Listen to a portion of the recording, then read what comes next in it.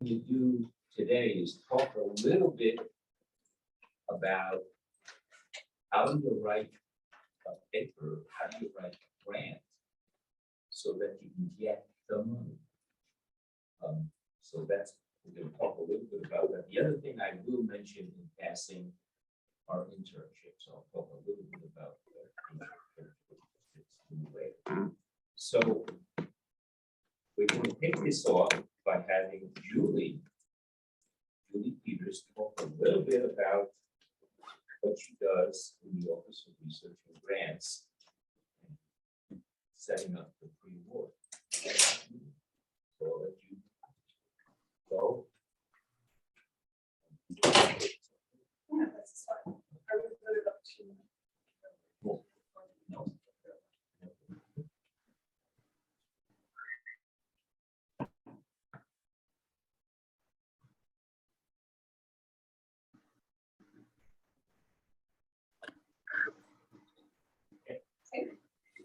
All right, I will get us rolling. So I am Julie Peters. I'm with the Office of Research and Grants here at Fairfield University. I have been here for just about 2 years, actually a little over 2 years now, 2 years this month. My area of focus is mainly on pre-award, which in grants means getting the money in the door. I am joined here by 2 of my colleagues who will also want to know, Kathy Nance, who will introduce her role a little bit further, and Deb Matthews, who handles post-award, which is once the money's in the door, how do you manage your grant? So we're going to go through, and I will put the caveat on this that I don't generally work with student grant seekers, but I'm happy to do so. But I also want to point you to the resources that are here on campus for you and available elsewhere as you think about your research careers and as you think about getting grants in the door. So we're going to talk a little bit about the Office of Scholarly Development, which if you don't know the office, you need to know the Office of Scholarly Development. We'll talk about some opportunities with the National Science Foundation, just because I know Harvey is covering NASA. And some others, we'll talk about Grant Forward if you haven't found that yet. Some very high level tips on preparing your application and your budget.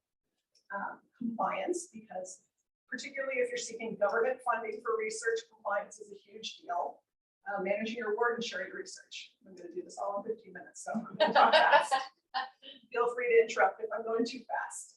So Office of Scholarly Development, this sits in the Provost office. This is the office that works with students on securing research and grants. Most specifically, one of their big roles is working with students to secure nationally competitive fellowships, things like the Fulbright and the Marshall and the Rhodes Fellowships.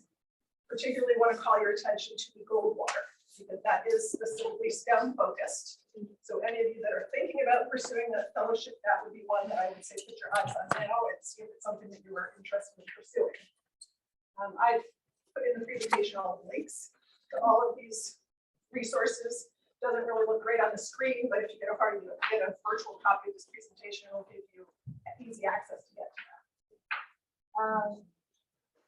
The other thing that is being rebranded this year is the INSPIRE Research and Travel Grants. That is money specifically for students, as the name suggests, to travel for research, to get materials and supplies for research, and has deadlines typically in October and March. They are currently developing new materials, but Kathy is handing out some handouts on that. Those are the last year's materials, so don't pay attention to the branding, but that is a resource to you. Yes. So is INSPIRE replacing the Hardeman? Or What? is INSPIRE the same thing as the Hardeman? It is one of the sources to INSPIRE, yes. Okay. We are trying to grow that fund, so there are more resources available for student research and Okay. travel. All right, perfect. So INSPIRE is an umbrella Okay. that includes funds that have been donated by a variety of sources. Yes. Perfect. It's a one-stop shop for student internally managed funds for research and travel. I also want to give a little shout out here to the grant writing boot camp, which is specifically geared towards helping students who want to apply for these nationally competitive fellowships. It's happening in the spring, and we'll give you the tools and the support that you need to develop a competitive fellowship application. Kathy and look forward, Kim Bear is the person who coordinates within the provost office. If you haven't met her, you need to meet her. And Kathy Nance, who is here with us, is also part of the team that supports scholarly development. So they are your 2 people that you want to go to. Again, it's on the webpage. You can find the resources, but I just want to make sure that you know them and you know where to find them. couple of opportunities just to put in the back of your minds around the National Science Foundation.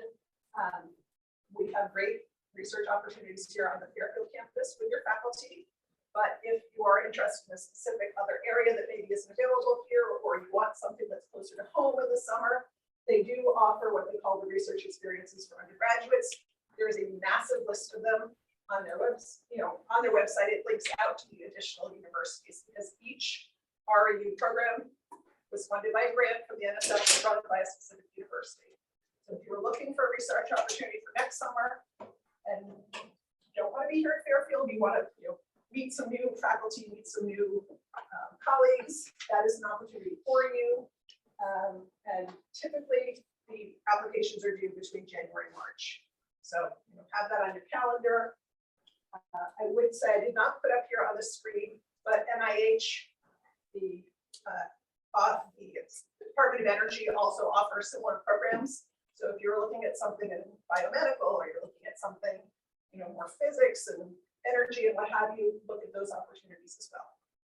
And I'm sure your faculty will be applying to bring some new REU opportunities to this campus, so stay tuned.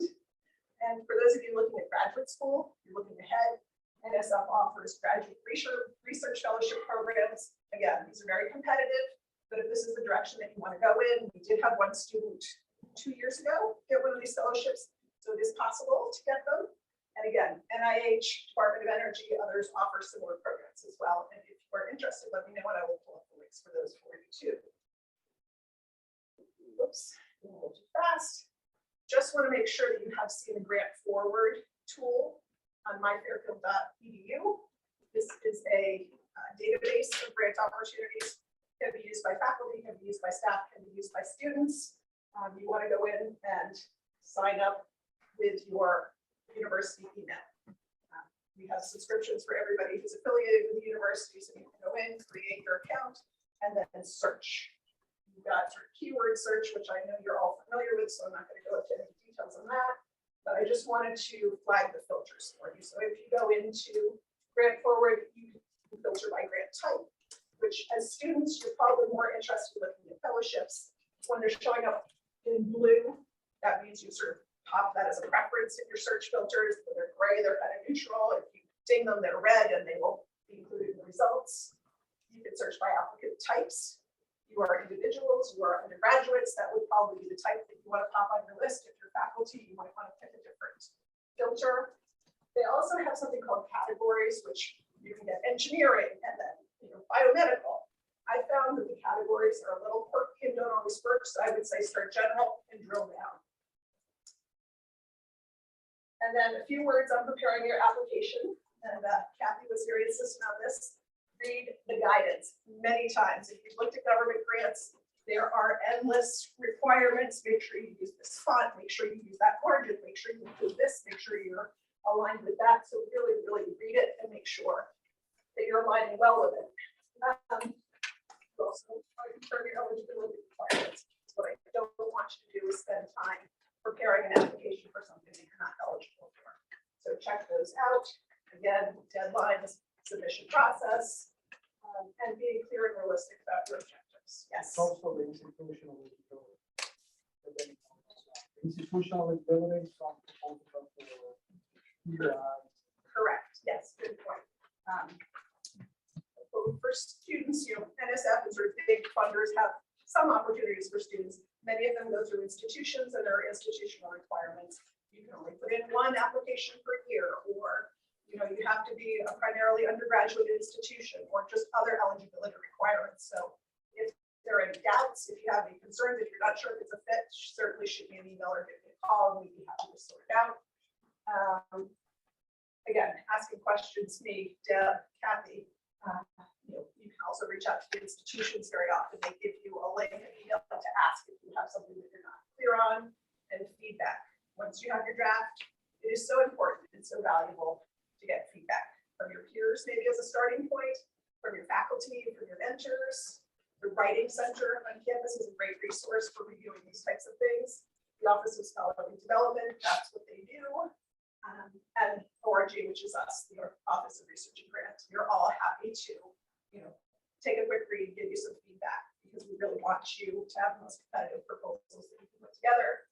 And you should have gotten a handout called See the Application Process.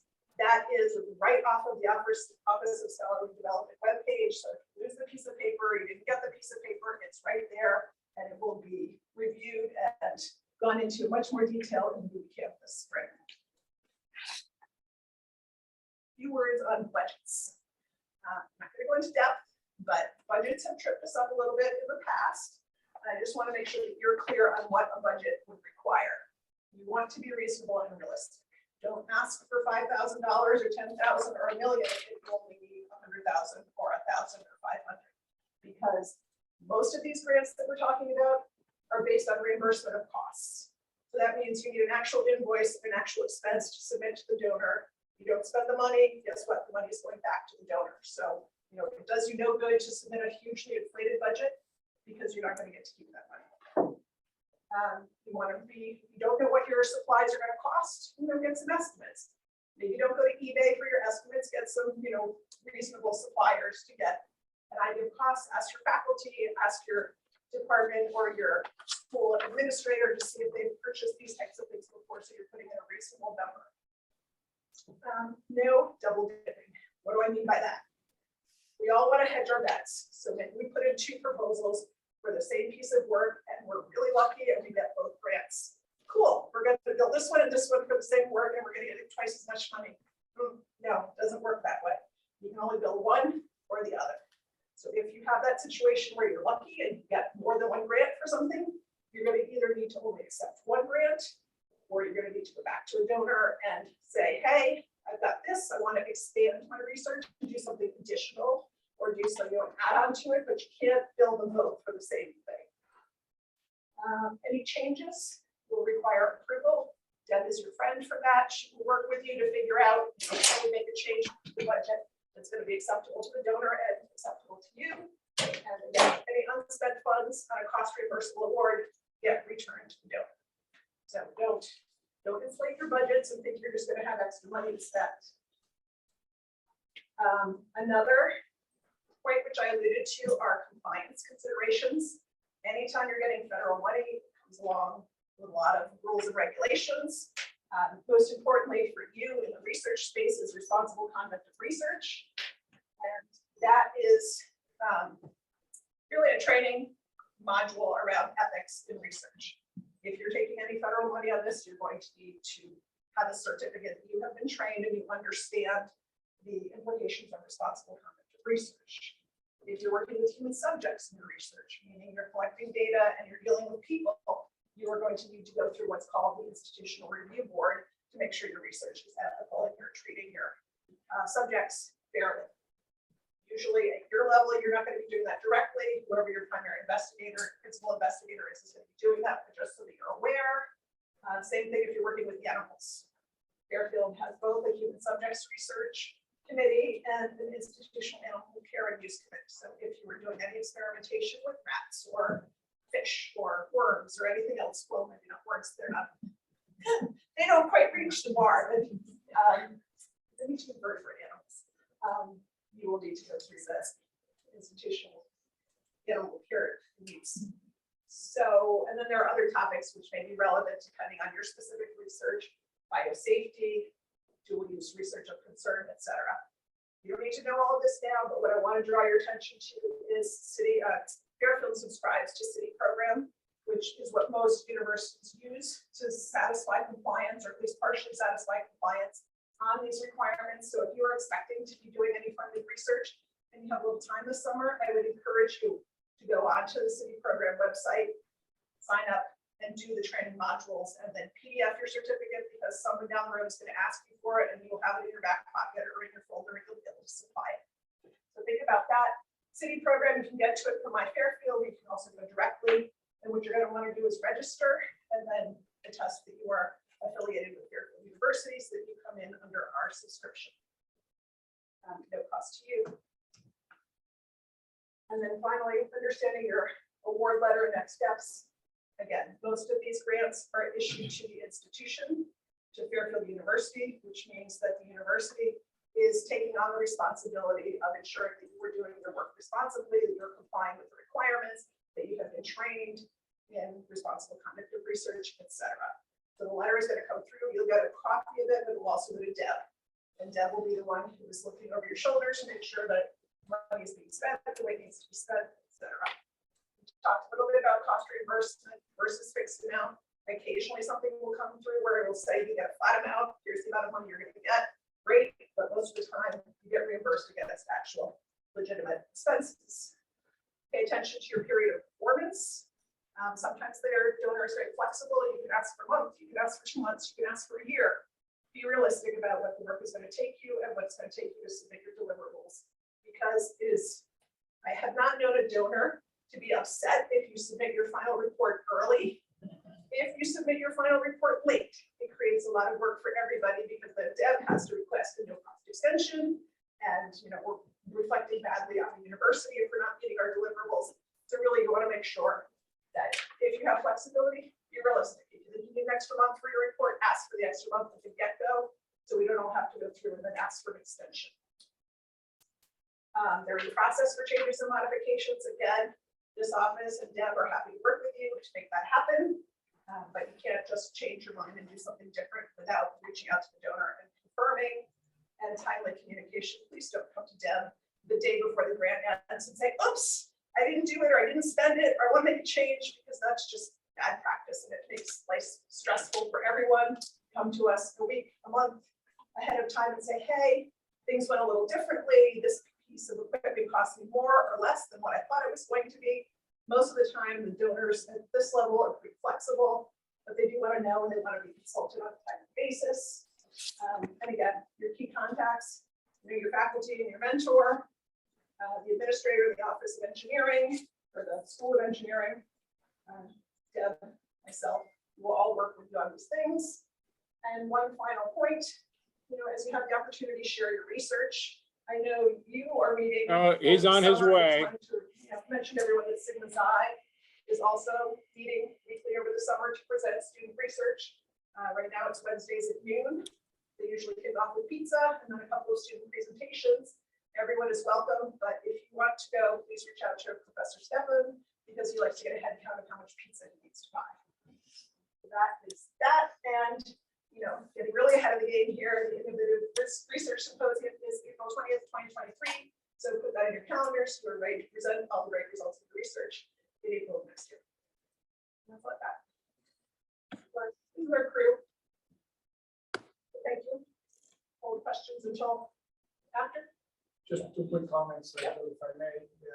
As part of this program, all of you are obligated to present at the research symposium next year. That's part of the commitment.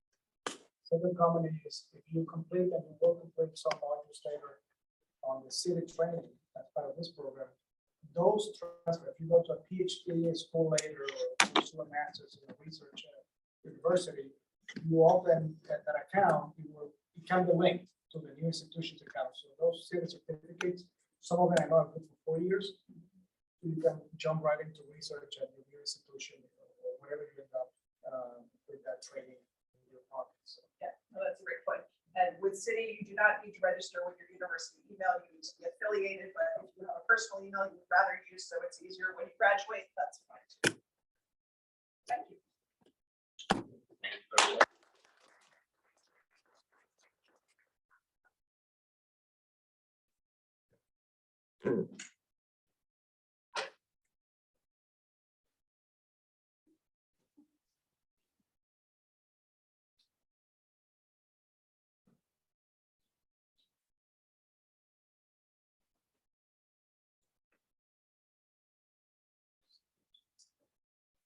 Okay, my name is Harvey Hoffman, and I'm going to talk a little bit about the opportunities with the NASA Connecticut Space Grant Consortium.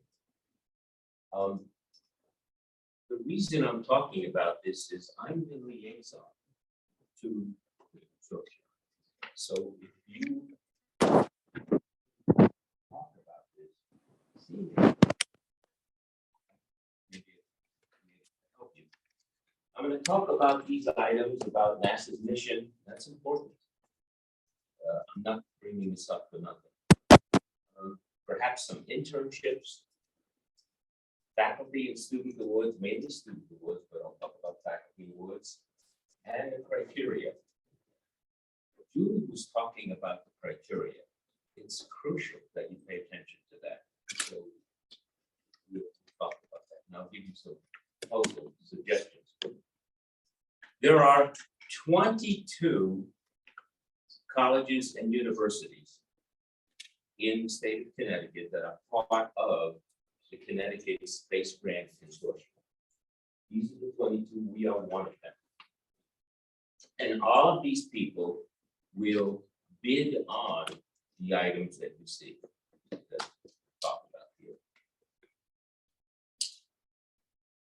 It's really important to understand if you're going to apply for a space grant, it's really critical that you understand what NASA's mission is and what the Connecticut Space Grants mission is.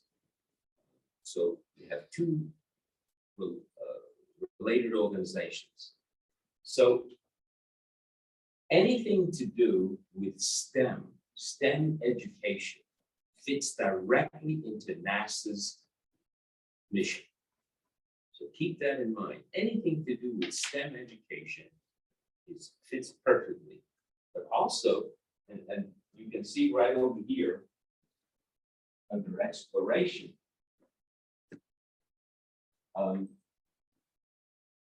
anything to do with that discovery, scientific discoveries, very, very broad concepts, very broad concepts.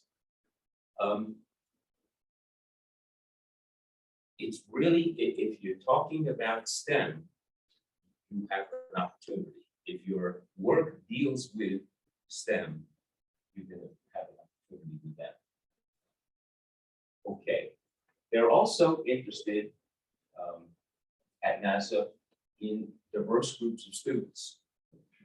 In fact, I was at a meeting just a short while ago in May with NASA, and it's really critical as far as their mission is concerned to have a diverse group of people apply for these various scholarships and proposals and research grants. Now, the NASA Connecticut Space Grant has a separate, is related, of course, to NASA, but they're focused on research associated with STEM, anything to do with helping students think about any area in science, technology, engineering, and math. They also have an obligation to promote workforce development in the state of Connecticut. So any activity, any research effort that deals with NASA mission, STEM, or improving Connecticut's workforce will be acceptable to the Connecticut Space Grant. These are all of the NASA field centers around the country. There are internship opportunities at every one of these.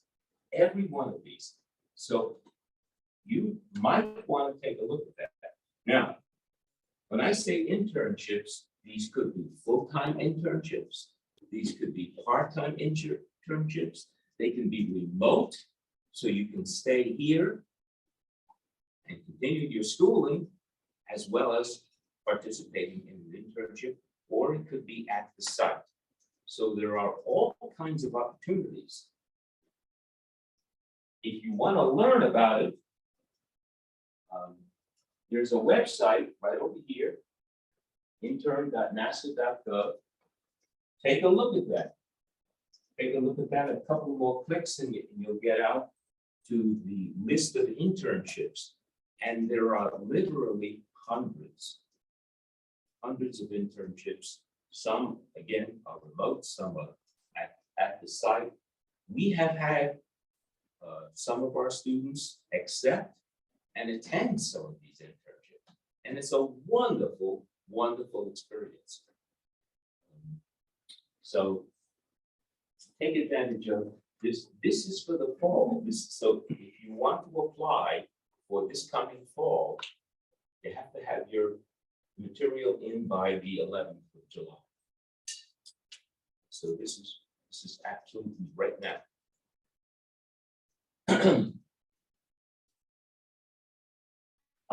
You'll discover 3 types of internships, but that is the website for the internships at Connecticut. Now, this is different from the NASA internships.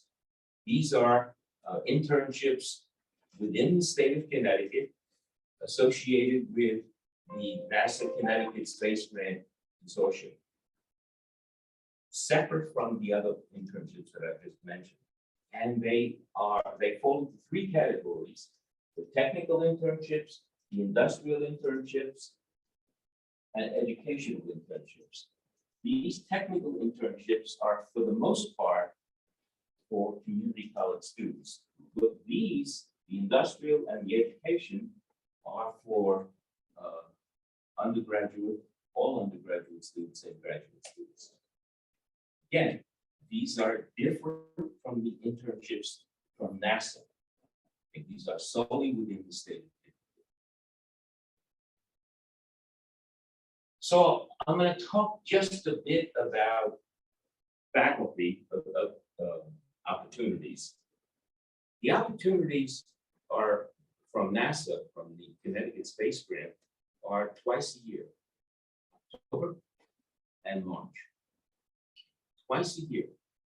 These are roughly the number of awards that are given in these different areas. That's the amount of money that's available. So it's a rough idea. These change every year. And remember, it's twice a year. It's twice a year. So these were the numbers that you see here were from last spring. Okay, so I can't promise you the precise number. Yeah, is there an extra 0 next to the 14,000? Faculty student research, it says up to 14,000 per Yes. team. Should it be 1,400? No. It's really I think 14,000. it's 14,000. Oh, okay. Yes. Now, keep in mind, that was last spring.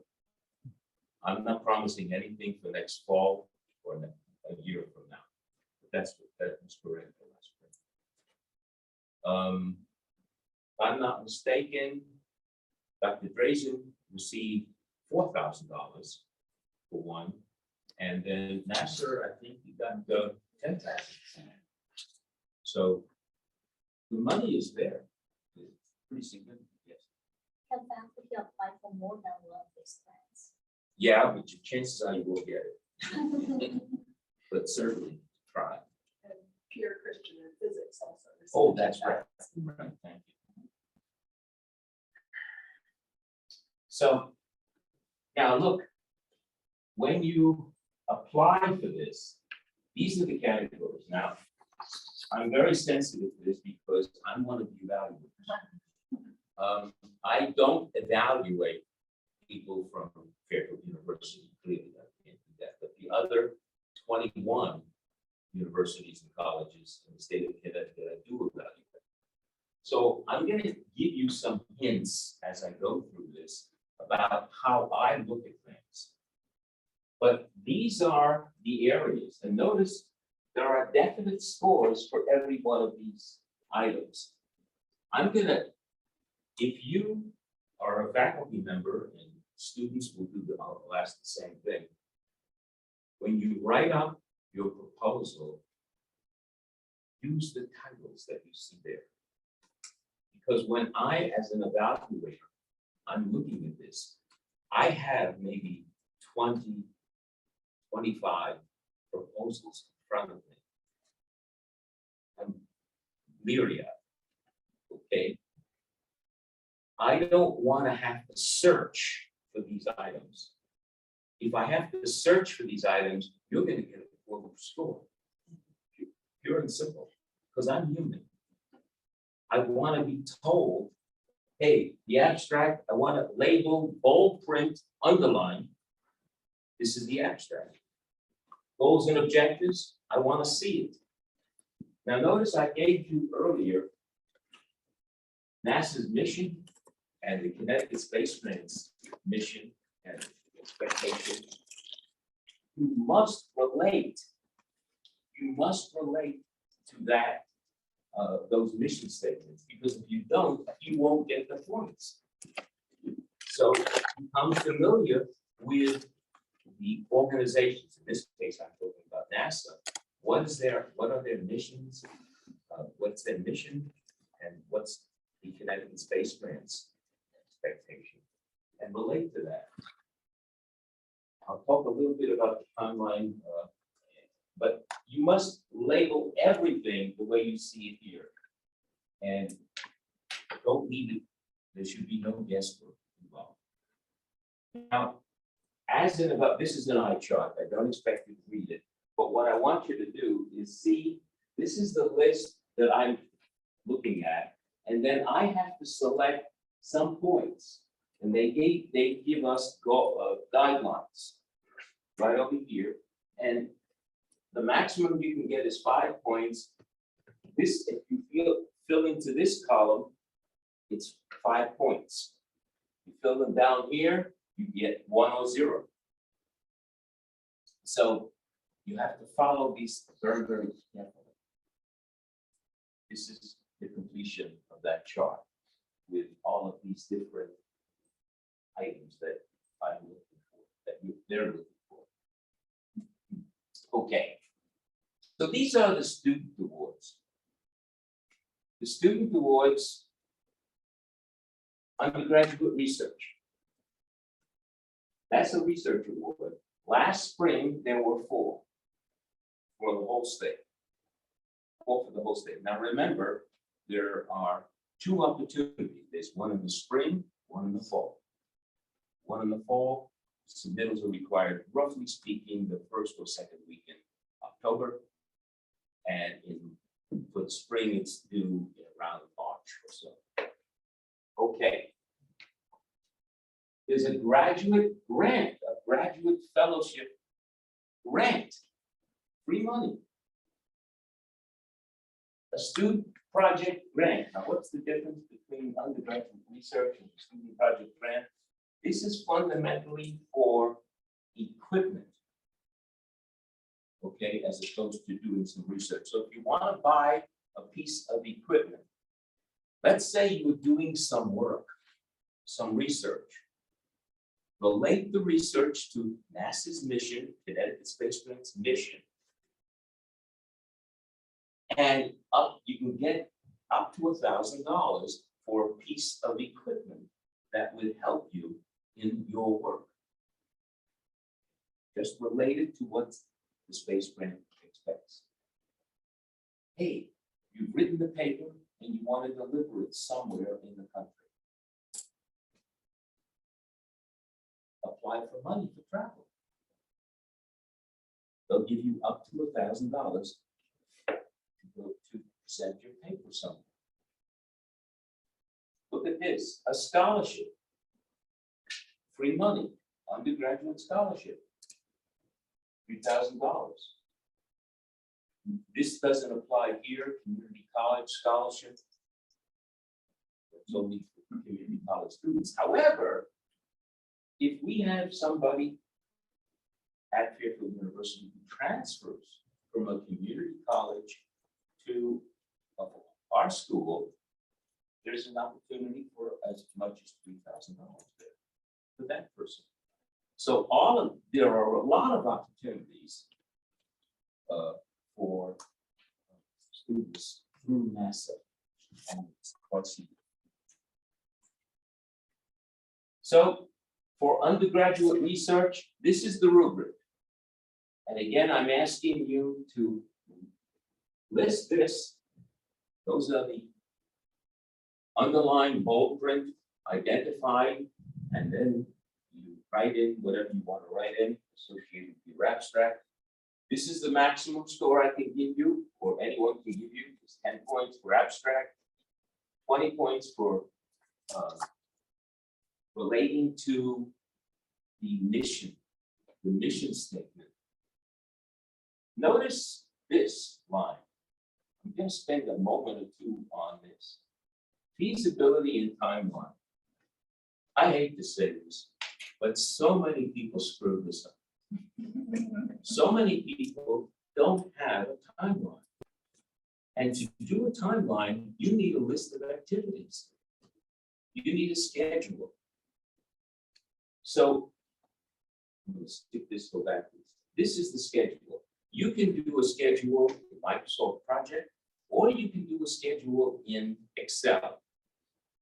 So many people receive poor grades on that one. Notice that was worth 20 points. So what you have to do is list your tasks. Make a list of the tasks and identify when you're going to do it. Now, in truth, nobody is going to really monitor when you do it. People are just going to be interested in the end date. So nobody is going to quibble at these intermediate times. But just the fact that you have a list of tasks is crucial. It tells the reviewer that you know what you're doing, that you have a pretty good handle on what you want to do. So I'm going to really urge you to include a schedule right over here, because if you have a schedule with timeline, it's feasible. You can do it. You have planned it. You know what the tasks are. Okay. What do you expect? What constitutes success? How does it impact your career? Your career opportunities? How does this project write something positive down there, and have you received a recent award? So if you have received a recent award, they will give you fewer points. If you no award in the past, you get the maximum number of points. Now, how do you write the material here in the abstract and the methodology? How do you write that material? When I was in college about 1,000 years ago, I happened to be the editor of my newspaper, the college newspaper. And one of the things that I learned as the editor of the college newspaper is you have to answer the questions who, what, why, where, when, and how. Those are the questions, the reporter's questions. And so in those areas, I'm going to ask you to cover this material. What's your idea? What problem are you solving? What will you do? Is there a need for this thing? Okay, what has been done in the past? What makes your idea unique or different? You have to answer every one of these questions. These reporters' questions in that area. We can talk about abstract methodology. Still more questions. So what constitutes success? That was one of the final things that you had to do. Who are you working with? Are you working individually? Are you working with a team? Answer all of these questions as you're writing in those sections, because we'll be looking for that.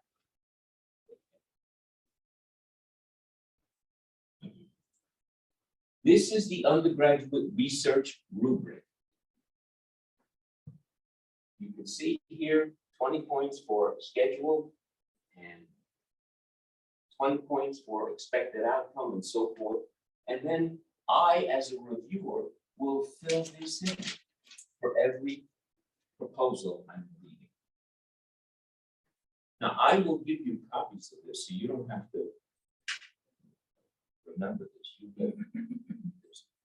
If you're looking for a graduate fellowship, if you're a graduate student, this is how you apply. This is the criteria. Pay attention to the criteria. Don't think you want to create your own criteria, because you won't be graded well. So use this. This is for a graduate fellowship. This is for a student project grant. Remember, I told you that this is fundamentally for a piece of equipment. Okay, so if you need a piece of equipment, hey, you can apply right over here, use this outline. And this is good, if I remember right, for about $1,000. If you want to travel, this is the rubric. You get $1,000, you can get up to $1,000 for presenting your paper somewhere, going and traveling and presenting your paper, so you can get money for this. An undergraduate scholarship. Do you have a need? Can you demonstrate? Can you talk about your need for this money? Write it up. Just like you see here. Letter of recommendation. I hate to say this. Students go ahead and provide this, but they don't submit a letter of recommendation. And as a consequence, they will get 0. They lose 10 points. So make sure to work with the teacher, work with the professor, and get that letter of recommendation. I mentioned before that community college, if you're a community college student or transfer student, you can get some money.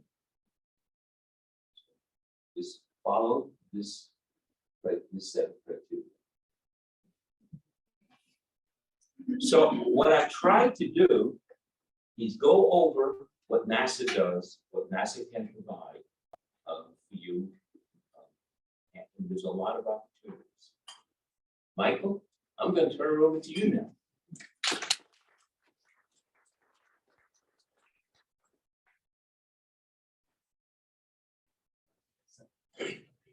Yeah. I don't think so. Sure. Yeah, I think you're gonna have to do that. Sure. That's all right. Everybody's okay with that. Thank Morning, everybody. My name is Michael Bernali. you. Well, I'll do it that way. It'll be easier. Thank you.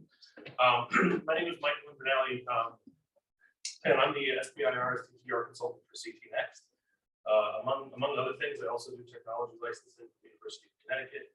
I got my PhD at UConn in chemistry. Just a little background, just sort of who I am, since I'm the newest face in the room. And I've been with CTNext for a little bit over a year. And what we do is broadly help every kind of small business in the state, right? And there are resources here depending on whether you need small grants, whether you want to do a pitch competition, you need an internship, right? We run internship and fellowship programs.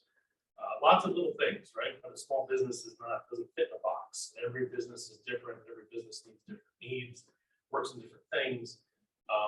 And so there are mentors, just sort of a variety of people, right? There's a handful of us working to help all these different businesses in the state. And my particular program is around SBIR, STTR. So there are a lot of letters already today, right? Academia, you're used to letters. I love everything Harvey said about writing in those rules and review, because guess what? The federal government still is the federal government, even if you're a small business.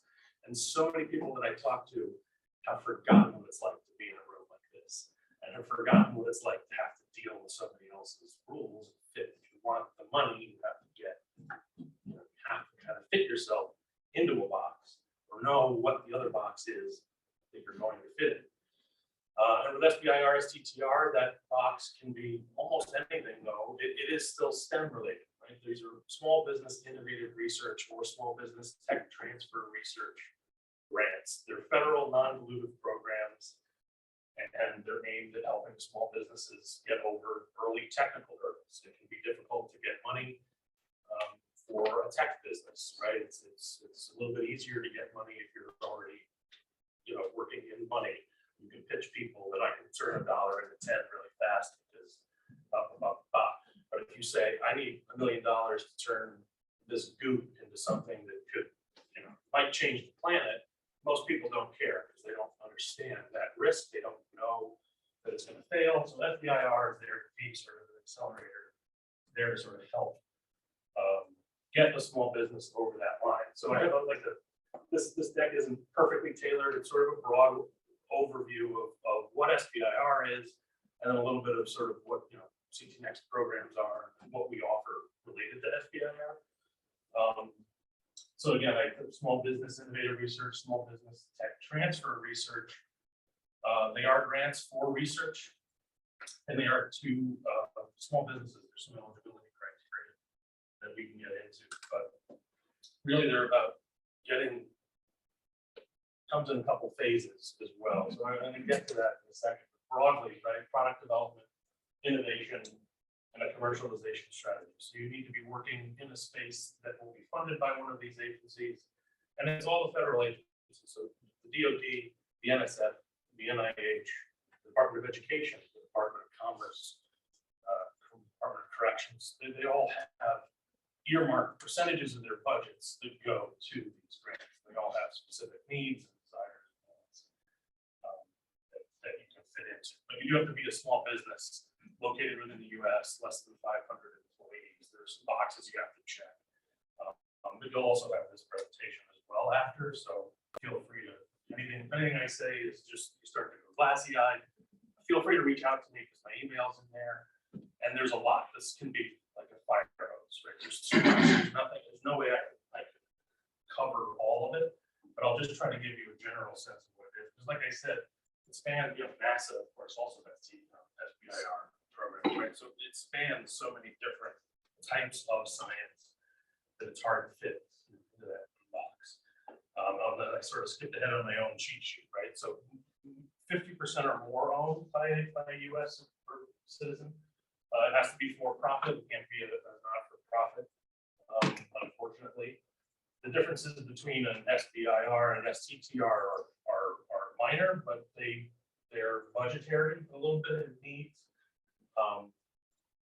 But so again, any startup or any sort of entrepreneur will generally in the United States is generally going to fit this category. Right? It's pretty easy to have less than 500 employees at the beginning.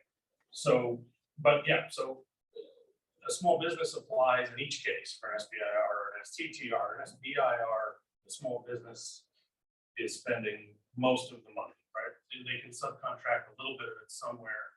So if you needed some research done, or you needed some testing done, or some expertise that you don't have, didn't build, you can sub out 30% of it. But an STTR is really aimed at university and faculty type startups, because if you're a faculty startup, a lot of that work is going to be done in the faculty lab, because the faculty is the expert, and an STTR you can subcontract significantly more, right? So 40% of the business, but up to 60%. So more than half could be spent at a subcontract. That could be a contract research organization like the Jackson Lab, or Fairfield, or UConn, or Yale, or wherever your PIs or other collaborators might be.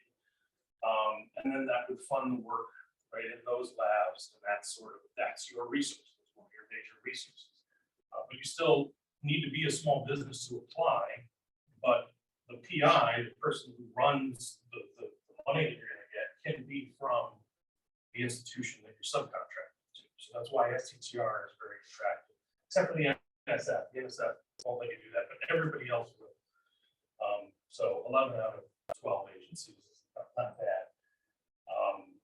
Otherwise, you have to be an employee, full-time employee of the small business. So generally, right, if you're the CEO or if you're a tech grad, the CSO, right, you might be the PI for the grant for that person. Here's just a quick sort of summary, right? This is all of the agencies there. They're abbreviated. Which ones do SBIR? Which ones do both?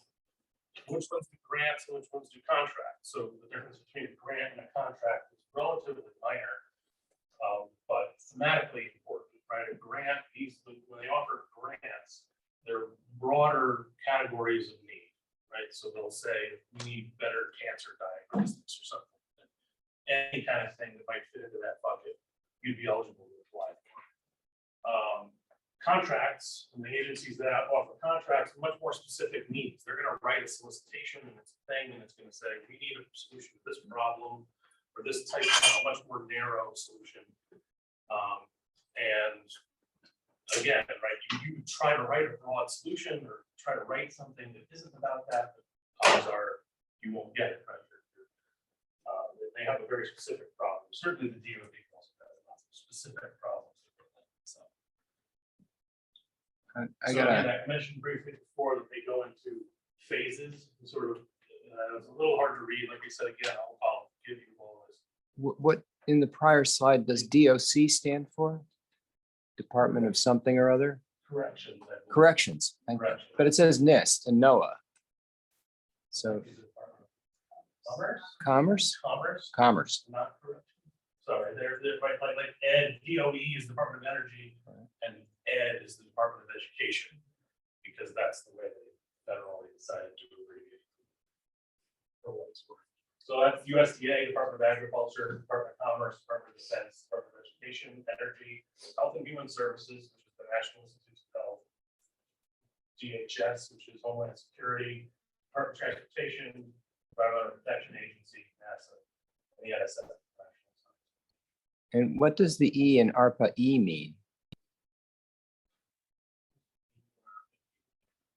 Energy, right? I think it's specifically a subset of the Department of Energy. So it's ARPA, Advanced Research Projects Agency, DARPA, Defense Advanced Research Projects Agency. So the ARPA, the E at the end is just an energy specific subset. And there's within the DoD, that's, Army, Navy, Air Force, they all have their own. The Air Force has some programs. A lot of it's still under this budget. They can spend it however they want, sort of, right? Each agency has to spend so much on SBIR, they structure their own individual programs. Like some of the letters, like I said, it's alphabets, the alphabets.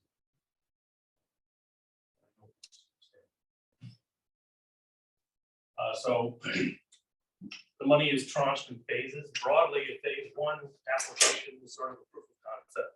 You have an idea, you have a technology, you might already have a proof of concept, but you need on the order of $250,000 to take it from this idea to sort of a minimum viable product, right? And that's what that phase one is about. And a lot of the times it's about a technical hurdle, or it's about risk. They want you to be solving something. They can't say, I already have a thing and I just want to make it better, or I need to do marketing for it, or well, they're not going to spend that, right? It's the I in SBIR is innovation. And so they want to fund innovation, they want to fund things that have, like I said, technical risk. They're on the order of 150, right? It varies, right? And these numbers change because they also up and down sometimes the numbers. But on the order of $250,000 is a phase one study, and a phase two is on the order of $1 million to $2 million. Right? You have to win a phase one to get to a phase two. When you complete your phase one, you do a report. You can have to send another one. You have within a year, you can submit your phase two. And then phase three is commercialization. There are some agencies that will work with you on phase three and commercialization, but there's no additional money. You'll also hear people talk about phase zero. I also talk about phase zero. At that point, is the DoD-based STPOs are also following the big goals, so that the intellectual property remains with the small business? Yeah, so the intellectual property is interesting, right? The government does retain some rights to intellectual property that's generated during the course of the work. In many, but they don't have any interest in keeping it usually, right? There might be those small cases where they funded it and they want it, but most of the time, or at least the best strategies around it that I've had, is typically you have the IP first. You're pitching something based on the IP. You don't want to invent anything necessarily during that thing. You might, right? And then that's just part of the way the invention happens. But most of the time, you want to have that secured beforehand. That way, there's no potential risks down the line, especially in the DoD. Most of the time, if they want it, though, you're the one that knows how to do it. They don't just taking it is sort of not beneficial to them. They they just have to reinvent the wheel. There's almost never can you just say, take one professor's work and then just put it somewhere else and then magically everything's perfect, right? There's always things that aren't written down. There's always those bits of know-how and knowledge around the project that sort of go in. So I don't want it to sound scary. So yeah, they have rights, they will have rights to it. Most of the time, even if you file new inventions, they'll just sort of, you notify them and then they release the rights back to you. And you just, that makes sense. I have just a little bit, right? We talked about these 3 phases of money. And so what do you need? A lot of what you need for SBIR is a lot of the same things that Artie talked about. And Julie talked about, right? The things that go into these grants are very similar, right? If you've written an NSF academic grant or been part of a professor's academic grant, seen any of it, a lot of the same section, right? In this case, you have to have a team. If you're doing an academic grant, that's sort of assumed you have a lab, you have your students, you have the resources of the university. If you're a small business, you need to say what that team is, right? You need to know who those people are, who's the expert, who's your CEO, who is your technical person, who's doing this, who's your legal person. If you need regulatory people, do you know who those are? You know, one of the things that is going to get looked at is whether your team is qualified to do the work you've pitched. And you don't necessarily have to have all of these people on salary and have an office and, you know, go to lunch every Friday. Like you're a small business. You just need to know who they are. Nobody's usually getting paid at this point. That's why you're writing this grant. Hopefully to pay some of these people for a little bit of their time. But you need to know who they are. They need to be identified, either they're officially on the team or there's somebody that you could list or would be okay with listing, right? But they have to be qualified to do the work. Right, these are just a couple of roles I sort of ran through. The principal investigator, I mentioned this briefly a little bit before, right? The small business, if you're writing an SBIR, the principal investigator, the PI, the lead on that grant has to be employed by the small business. If it's an STTR, like I said, that PI can be at the place you're doing most of the subcontracting work at, so they could be a professor. And facilities, right? Facilities is another one. So typically you don't already have your lab built, but if you know where there's an incubator lab that you could apply for, or if you have a faculty lab that you're going to subcontract to, there's your resources, right? Then you just have to have those identified. And again, the scope of your project has to match what your resources are, because if you say I'm going to go to the moon, but all you have is a cardboard factory, you're probably not going to get it there. Other little things, right? It's nice. These are nice to have on certain scientific advisory board. You don't necessarily have to have one, but you do need the commercialization and the business side, right? You need somebody who understands the things that like an MBA would understand, whether or not they have an MBA. Knowing what a business model is important, right? Knowing what your product is on the other end. What are you going to sell? How are you going to make money if this initial project works? For phase 1, it's probably 80-20 weighted technical business, maybe 75-25. It really is more about the project and for phase 1 and what you're doing and what the science is. By a phase 2, they really care 50-50 technical and product development, right? Can you scale it up? Do you have the partners in place to develop this product, take what you made, and there's the technical component of that and the business component of that. And those two things have to work in parallel and be well pitched for phase 2. But like I said, there has to be a product, right? The thing you're doing at the end has to have a purpose. It has to be solving a need. And it has to fit into the ethos of whichever organization you happen to be pitching to, right? NASA cares about different things than Department of Energy, although sometimes they care about the same thing, right? But USDA certainly cares about a lot of different things. The NIH, right? And they're all important to tailor. A couple of success stories, just all those companies used SBIR funding at some point in their life cycle. There's a lot of Connecticut companies that are currently up and coming, growing, getting bigger and bigger that also have done some, a couple biotechs and things like that. But so this is just, these are names you the odds that you don't know at least one name on that slide is low. And again, this is why the government puts this money in, it's why they try to mandate this sort of stuff, is that it does work, right? If you fund and seed an early stage tech company, your success rate might be 1 in 100, but when the one succeeds, usually it's big enough, right? It's impactful enough to pay for the other 99.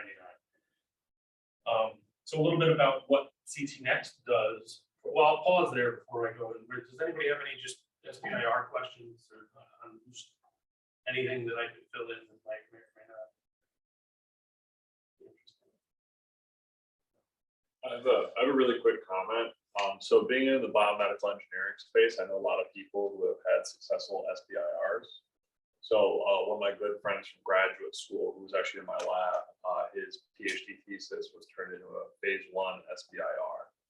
And then he ended up actually working at that company for a number of years. And I think that they lost it between the phase 2 and phase 3.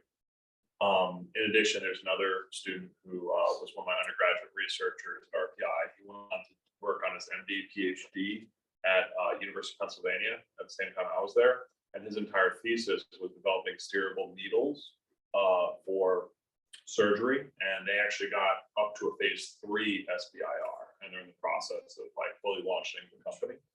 So SBIRs are a really, really great opportunity for more or less translating your clinical research or your biomedical research into a commercially viable product. And it's been really, really transformative for the students who I know who have participated in it, because a lot of the students who I know have gone into venture capital and other things like that, armed with the knowledge of the startup space. So it's a really interesting opportunity. Thank you. Yeah, that actually reminded me of something. A lot of technologies that come out of the university, because they're platform technology, right? Especially in biomedical engineering, you're going to create something that might potentially be 200 different products if you've got something fundamental like that. But that's not, all those 200 aren't going to come from one company. You need to take each one of them as its own, could be its own business. And so again, this is one of the great ways to fund that early tech or explorative tech, because failing is just as important as succeeding. Knowing what isn't going to work, right, is also important, right? Because if you spend too much time on something that ultimately isn't going to work, you could try 4 other things.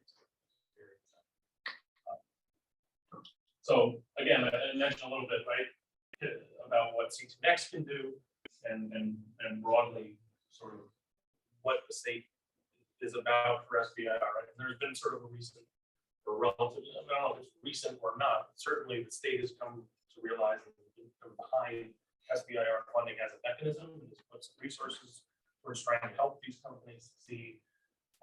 So CTNext has won a FAST grant for the past decade. And that's federal and state technology. It doesn't actually tell you what it's about, which is one of I don't like the acronym because of that, right? I say it and I say what it stands for. But what it is aimed at serving underrepresented communities. So women-owned, minority-owned, and veteran-owned businesses specifically are at our our charge to help and sort of bring them in, educate, get funding for, and doing outreach in that regard is a big part of our mission. And there's funding to do that. We operate, my primary role operating with the Accelerated CT program there is I'll talk to anybody who's got a business, see whether they're eligible. I do what's called phase 0 support. Anything up until you think you're ready to write a phase 1, I can sort of help you with, right? I can talk through how you register, all these little logistical things that you need to do to make the company eligible to submit this grant. But also whether you're eligible, whether your technology fits, which agency you fit into, and what else you might need at the stage your business is at, right? Have those conversations. Sometimes there's other connections I can make. And if you're eligible though, right, the biggest piece that we offer right now is 20 hours of development and review. So I'm a chemist, I can be dangerous in a lot of different areas, I suppose. I know enough to be, but I'm certainly not an expert, and don't pretend to be an expert in all 12 agencies and every possible subcategory. So we work with a partner organization that has different agency experts, and they will help you sort of back your proposal back and forth. They'll help with the budget. They'll you're putting all this pen to paper, you're putting meat on the bones. and they're giving that feedback. We subsidize 20 hours of their help. And on average, you know, we sort of double your chances of getting money. Now, it's hard money to get, and I don't know if I mentioned this at the outset, right? It's non-dilutive funding, so it's not a loan, and they don't take equity in the company. It's hard money to get, but it is quote unquote free money once you get it. You can't spend it on marketing or intellectual property, except very small little buckets of things. But, right, it's mostly salary, personnel, the project itself that you're spending on. But, you know, even if you were to hire a grant writer, right, I don't know, you have to pay for that out of profit, right? They bucket what you can spend it on, but they don't take anything from you once they get to. So again, right, improved chances of help. And then everything else, right, that we do, like I mentioned the outreach, I mentioned some of the other programs, right? University engagement events like this, but also I have office hours with a few places where I have sort of an hour a month where it's just anybody, students, faculty, anybody who's interested can set up a time, just talk to me. We send that out every month as well through different places.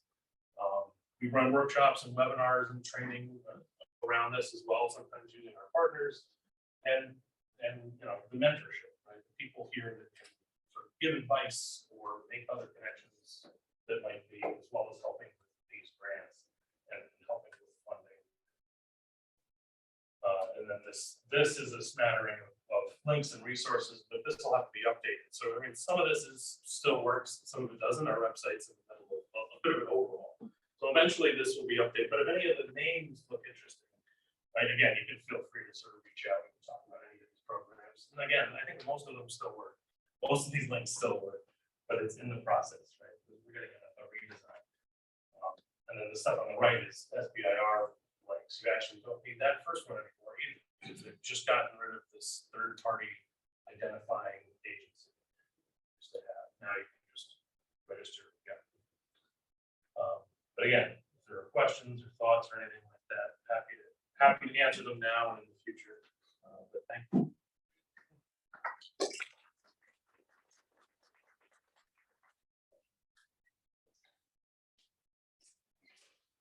Okay, so just at about this time, we're gonna take a break. Lunch is outside, and then come back.